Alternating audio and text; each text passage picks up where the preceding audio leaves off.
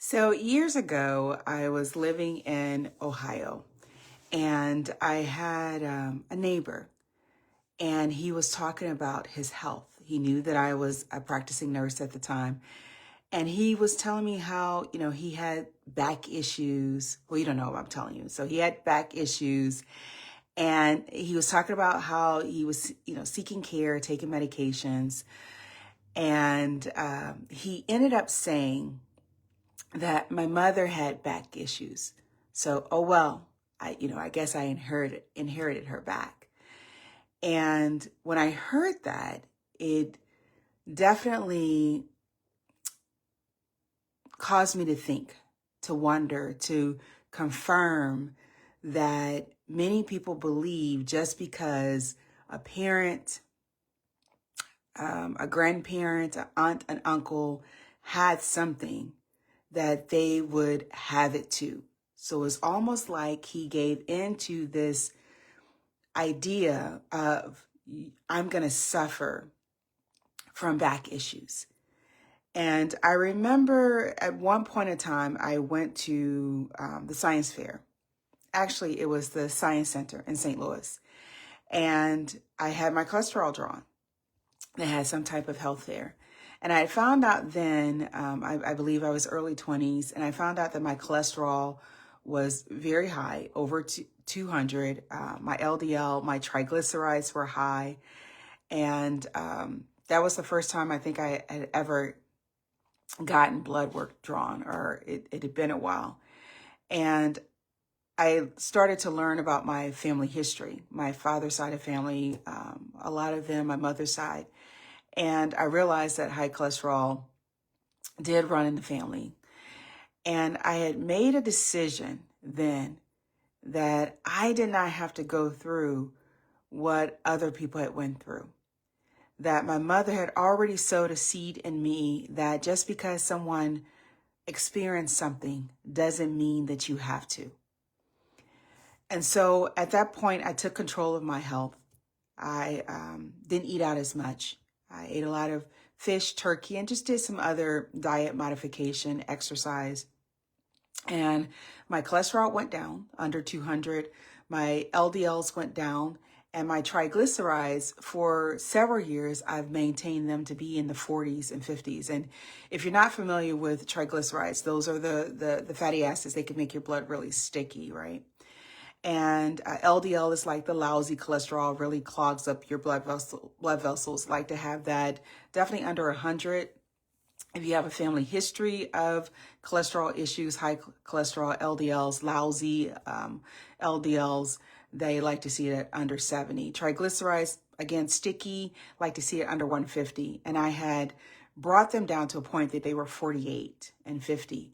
And my HDL, the higher that is, definitely for females, 60 or greater, that mine was running or had continued to run like 70s, like I had gotten it up. And exercise, fiber helps with that. But I say that in that that we choose how we want to care for our bodies. That having a family history of something or a risk factor doesn't mean that you have to have it. And I know often we can get so tied up into statistics that we begin to identify with them. We begin to allow fear, guilt, worry, anxiety to get into our minds, to be sown in there and cause all these kinds of stories to develop inside of us. All of these fears that because you had it, I'm going to have it, and it's just a matter of time. And how much is what we are experiencing with our bodies, with our mind, has to do with what we have accepted. And I know that may ruffle some feathers, and even in my life, just times where I believed that I was going to get sick and I got sick. Times where I didn't believe that I was going to get sick and I was around people that were, that had viruses. And times where I felt a cold or something coming on, and I said, I can't do it now. And it left me and I didn't experience it. times where I was on medication for a GI discomfort that I had. And I just made a decision that I didn't want to live like that. And so the symptoms went away, and I didn't need to take the medication or the supplements, because I believe that we do have power in what we experience. I know the Course of Miracles talks about that often. We're afraid of the power that we have. We're afraid that we can we may have the power to ward off illnesses and diseases.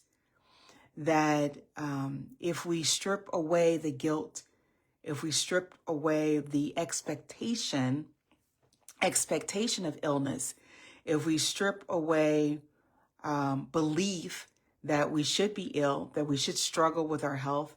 And even as a child, I believe that life was not meant for that we were not put here to struggle with our health, that we were not put here to struggle with our gifts and our talents and our abilities, that we were put here to have a good life. And, reading the Bible, it talks about, John 10:10, having an abundant life, that God did not, we're not here to be harmed. When you think about Jeremiah 29:11, we're here to be prospered and not harmed, but to have hope in a future. That there is more to life than just experiencing diseases and illnesses.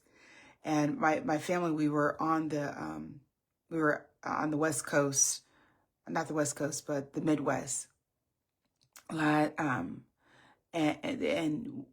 were sitting at the breakfast table, and I was listening to the news. There was a story on, and it was talking about how statistics can be false, that they can be heightened to whatever it may be for various reasons. And I tried researching that because I really wanted to talk about that, because, Mondays, it's not Monday, I know, it's Tuesday. But Mondays, I usually do heart to heart. And one of the things that I've mentioned is that we don't have to be a statistic. And often we think that we do. And if you are basing your life on reports that that may be true, that may not be true, if you're basing your life on that, what if you found out that everything that you believed was false information? Now, I'm not saying that it's all false, not at all. I'm just saying you have to, it's okay to look at it, to read it, but it's not about identifying with the information. It's good to know about what foods that may help. It's good to have information like that. Some people stay away from it. I don't use it as much as I used to, as I did in nursing school. Even then, I was like, well, just because they experienced that doesn't mean that other people have to. It was something then, and you didn't even know if that information was really true. Because, people can fix their mouth or fix words. Like my mom would say, people can fix their mouth to say anything. And it could be more of they're doing it for other reasons or selfish reasons. And so we have to be careful of that. I'm not demeaning or putting down research in any way. I'm just saying, often you have to take things with a grain of salt, meaning that not everything is going to apply to you. And that just because someone else experienced something doesn't mean you have to. You can use it for information as to, okay, that I don't want to experience. So what do I need to do in the meantime to help prevent that from happening or to reduce the risk of it happening? Do I have to feel guilty because my parent had it? And, often guilt can bring about resentment. It can bring about bitterness. It can bring its own pains and aches and diseases.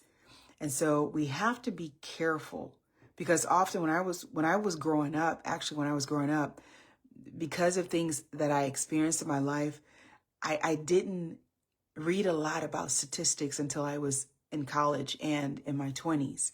And I thank God I didn't, because it allowed me to take control of my life, to say what I want to experience and what I didn't want to experience. And just because I experienced this doesn't mean that that has to control my life, that I have to be this type of person because this was done to me or this was said to me, you know.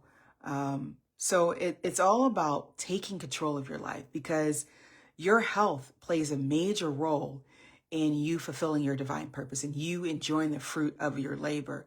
And if you are going to allow people to, or allow information to short change you, to, you know, it's one thing to allow it to boost you up and to take better care of your health, take better care of your body, making sure things resonate with you, that you're not just eating things because they say it, but how does your body respond to it? What signs and symptoms do you have? How do you feel after you've eaten it? You know, you have to take those things into consideration, that it's not just about you eat it and you do it because other people are doing it, because what other people do may not work for you. So you have to decide what it is that works for you. What is your ultimate goal and what it is that works for you?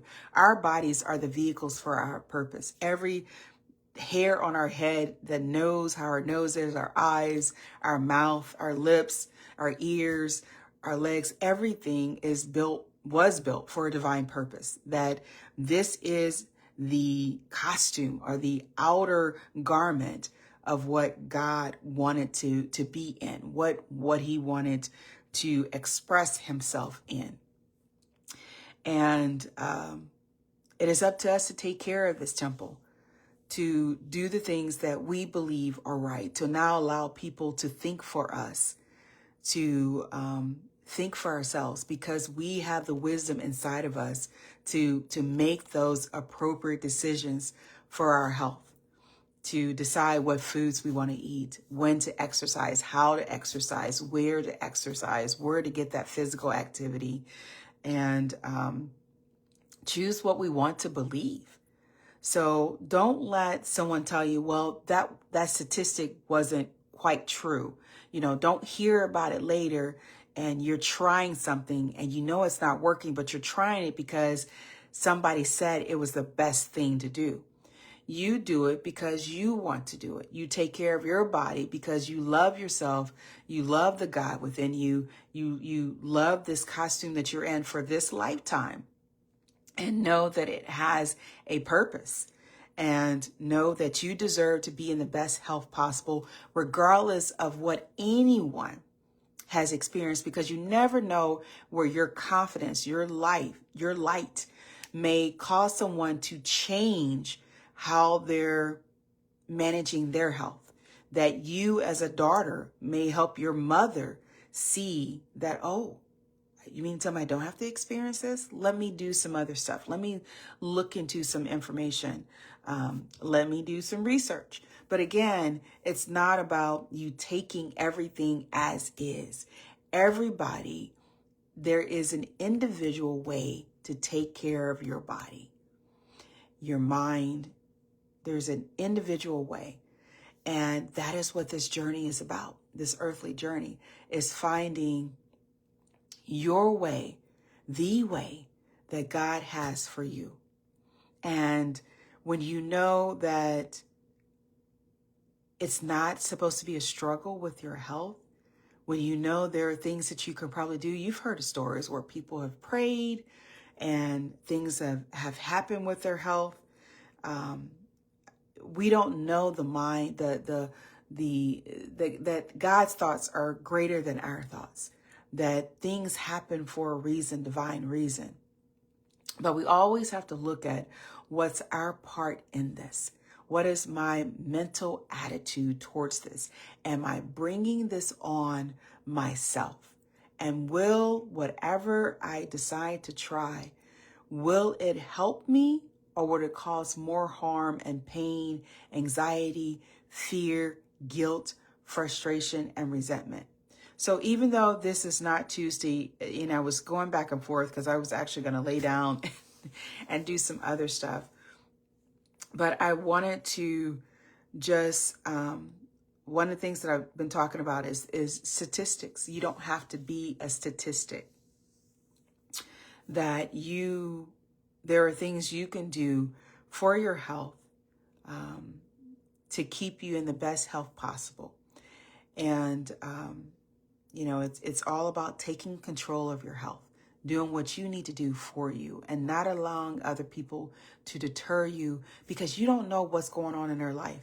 You don't know the ins and outs of what people did. You don't know, they could have had surgery, procedures, anything could have happened. If you were not in their shoes, you don't know what they've gone through, and their life is not your life. So we can't compare. We can't just do whatever other people are doing. We have to find out what works for us. And with me, it's always about getting to the heart of the matter. Getting to the heart of the matter, realizing what it is if you feel like you are struggling, if you're struggling with your weight or if you're struggling with your mind and anxiety, depression, whatever it may be, ask yourself, how can I enjoy my life this lifetime despite everything that's happened? What do I need to do to make the best out of this lifetime? What works for me? And I believe that when we ask, we will receive, whether it's a lot for that I've experienced, the answer comes in the mornings, or it may come weeks later, days later, months later, but just know the answer will come. And to be ready for that answer and to be honest with yourself and to expect that answer and just to keep asking. Ask, because there is an answer, and there is an answer specifically for you. And it's not about following what everybody else does. It's about following what's right for you. So I'll talk to you soon. I didn't want to say too much about the statistics because that's not the focus. The focus is on being you, being the best version of yourself, the highest version of yourself, and seeking what's right for you. All right, and doing it. I'll talk to you soon. Take care of yourself. Make this lifetime great. Hope you enjoy the rest of your week. And remember, you don't have to be a statistic. You can take control of your life, of your health, the best way that you know how and with the wisdom that you have inside of you. I'll talk to you soon.